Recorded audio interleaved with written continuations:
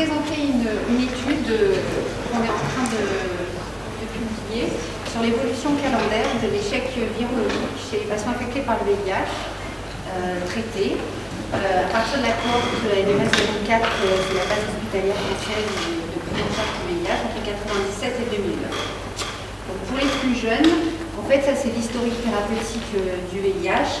Donc en 87, la première molécule, la ZT, et puis vous voyez jusqu'en 95, il y a eu essentiellement des inhibiteurs de la reverse transcriptase, donc une seule classe thérapeutique qui est à notre disposition. Et en 96, il y a eu un vrai changement dans la prise en charge du VIH, parce qu'on a fait les combinaisons d'antirétrovirothérapie, parce que là, c'est les premières antiprotéases. Donc on a pu mettre deux classes thérapeutiques ensemble, et on a à ce moment-là pu aussi, le clinicien pouvait voir directement l'impact du traitement sur le VIH, puisqu'on pouvait mesurer la charge virale plasmatique du VIH à ce moment-là.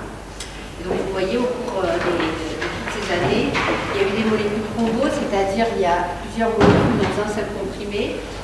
Il y a eu en 99 une nouvelle classe aussi, des inhibiteurs de la reverse transcriptase. Voilà, et puis au fil des années, encore des nouvelles classes, des inhibiteurs de fusion. Ensuite, les antiprotéases boostées aussi. Donc ça a eu un impact important parce que ça permettait de, avant au départ, les antiprotéases, c'était 5 gélules matin, midi et soir. Et là, on pouvait en prendre plus qu'une matin et soir. Avec un boost, ça permettait d'augmenter la concentration plasmatique et donc de l'observation. Et puis en 2009, on voit pas bien là, c'est la molécule, enfin la trithérapie dans un seul comprimé à prendre une fois par jour. Donc ça a été une intervention. Donc là, juste un petit rappel pour toujours les plus jeunes sur les recommandations de la prise en charge par le VIH. Depuis toujours, donc là je vous les ai mis que depuis 2006 jusqu'à 2010, mais pour vous montrer l'évolution quand même assez rapide ces dernières années. Donc avant on traitait si on était symptomatique ou si on avait moins de 200 CD4. Et l'échec virologique, c'était si on avait une charge virale plasmatique supérieure à 500 copies par minute. C'est en 2006. Et puis 2 ans plus tard, finalement, on remonte, on traite à partir de 350 CD4. Et l'échec virologique, il est défini un peu plus bas à 200 copies par millilitre. Et en 2010, on traite dès qu'on a moins de 500 CD4, dès qu'on a une charge virale plasmatique très élevée, c'est-à-dire indépendamment du statut immunitaire, ou si on a une comorbidité de type VHC, ou dès qu'on a plus de 50 ans. Et l'échec virologique, il est dès qu'on a plus de 50 copies par millilitre. Je voulais remettre ça un petit peu à niveau pour que vous compreniez pourquoi on a fait cette étude. Donc là, au niveau de la cohorte hospitalière française, aujourd'hui en 2011, 87% des patients ont une charge virale inférieure à 50 copies par millilitre, donc c'est quand même un très bon résultat, et 55% des patients ont plus de 500 CD4, donc une immunité dite normale. L'objectif, nous, c'était d'évaluer justement depuis l'arrivée de toutes ces nouvelles molécules, de toute l'évolution de ces recommandations, l'échec virologique sous traitement. Donc pour déterminer d'abord la qualité du système de soins et savoir finalement est-ce qu'on a encore besoin de nouvelles molécules, de nouvelles stratégies thérapeutiques. Donc la data source, on s'est donc appuyé sur la cohorte FHDH, qui est une cohorte multicentrique, prospective, ouverte. Il y a 69 hôpitaux en France qui y participent. Ça fait en gros 122 000 patients suivis, soit 57% des patients HIV positifs en France à l'heure actuelle qui sont inclus dans cette cohorte. Dans une médiane de suivi de 65 mois. Donc pour être inclus dans cette cohorte, il faut juste avoir plus de 18 ans, être séropositif et avoir signé un consentement éclairé. Donc c'est un suivi standardisé tous les 6 mois, avec à chaque passage à l'hôpital en plus recueil de données cliniques, épidémiaux et biologiques. Donc nous, notre population, on a pris à partir de cette cohorte tous les patients qui avaient reçu au moins, donc on voulait des patients traités, donc on a pris tous les patients qui avaient reçu au moins 6 mois d'antirétroviraux entre 1997 et 2009. Si les patients arrêtaient leur traitement, on excluait le suivi. Donc en tout, ça fait presque 68 000 patients qui ont été analysés. Donc après, on voulait évaluer l'échec virologique, il fallait bien lui donner une définition. Comme je vous ai montré, il y a une évolution au cours du temps des définitions. Donc nous, on s'est basé sur le fait qu'il y ait 2 charges virales plasmatiques supérieures à 500 copies de façon consécutive, ou une charge virale supérieure à 500 copies, suivie d'une modification de traitement. Tout ça parce que, comme avant c'était au-dessus de 400, après 200, sang après 50. Et puis en plus, l'AMM des molécules, en fait, pour qu'elles aient leur AMM, elles montrent qu'elles sont efficaces sur le plan virologique, c'est dans les gros essais, c'est en dessous de 400 copies qui sont indétectables. Donc on a regardé le pourcentage de ces patients qui avaient eu au moins un échec virologique dans chaque période. En fait, on a découpé tous les 2 ans toutes ces périodes de 12 ans. Et on a regardé à chaque fois le niveau médian de charge virale au moment de l'échec virologique. Donc on a regardé l'évolution calendaire de cet échec virologique en fonction des caractéristiques cliniques, épidémiologiques et thérapeutiques. Et une analyse de récursion. Donc les résultats. Donc, je vous ai dit presque 73 000 patients avec une médiane de suivi de 8 ans, 12% qui ont eu 12 ans pour 25% d'entre eux. En gros, ils ont tous, sur cette petite dizaine d'années, 11 mesures de charge virale plastique par patient. Il y avait 69% d'hommes, essentiellement le mode de contamination c'est MSN, male sex with man, donc homosexuel. 18% d'hétérosexuels masculins, 23% d'hétérosexuels féminins, 16% d'utilisateurs de drogues intraveineuses, 12% de patients originaires d'Afrique subsaharienne et 19% de patients cohabités. Donc là, c'est les caractéristiques des patients par période. Ce qu'il y a d'intéressant à voir là, c'est que la proportion de patients homosexuels au cours du temps n'a pas bougé. Par contre, pour le pourcentage de patients contaminés par drogue intraveineuse, il est passé de 17% à 9% grâce à une politique de réduction des risques efficace. Malheureusement, vous voyez, les femmes hétérosexuelles, on est passé de 16 à 25%, donc elles se contaminent beaucoup plus au fil du temps. Et puis le pourcentage de patients originaires d'Afrique subsaharienne aussi qui est passé de 4 à 14% sur cette longue période. Donc là, c'est l'exposition aux antirétroviraux.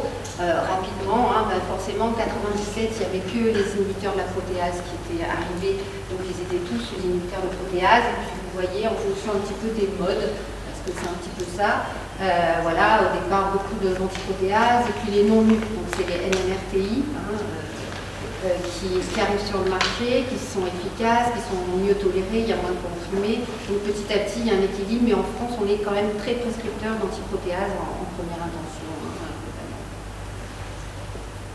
Donc l'évolution de la proportion de ces échecs virologiques au cours du temps, forcément, on contrôle mieux le virus, il y en a moins. Il y en a encore 14% en 2007. De patients qui sont en échec virologique. Et ce qu'on voit en bas, en rouge, c'est la charge virale médiane au moment de l'échec virologique qui est passée de 7000 en 97 à 3000. Donc ça, c'est vraiment lié à l'évolution de ces recommandations, c'est qu'on n'attend pas que les gens montent trop leur charge virale, on dégaine un petit peu avant pour changer de traitement. Donc les facteurs associés à cet échec virologique, alors je suis désolée, le tableau est un petit peu confus là. Mais globalement, qu'est-ce qui sort comme étant prédictif au niveau clinique? C'est d'être âgé. Pourquoi? Probablement parce que plus on a passé de temps avec le VIH, plus on a été exposé à différentes classes thérapeutiques et moins bien pris en charge au début parce que c'était des petites thérapies qui n'étaient pas assez efficaces et donc forcément c'est lié à l'échec virologique. Par contre, dans les groupes de transmission, il n'y a rien qui sort de façon significative en analyse multivariée. L'origine géographique, très clairement, être originaire d'Afrique subsaharienne, c'est un gros facteur de risque d'être en échec virologique. Lié à beaucoup de choses, probablement la compréhension, parfois la barrière de la langue, on comprenne moins bien la nécessité du suivi, la nécessité d'une bonne observance thérapeutique. Et puis aussi, c'est parfois, notamment chez les femmes, parce qu'il y a beaucoup de femmes originaires d'Afrique subsaharienne qu'on a récupérées en France et qui ont en fait été exposées pendant leur grossesse à des antirétroviraux en courte durée pour limiter la transmission maternelle-fétale. Et en fait, elles ont archivé des mutations qu'on ne retrouve pas quand elles arrivent ici parce qu'elles ont une charge virale au plafond, elles ne sont pas traitées.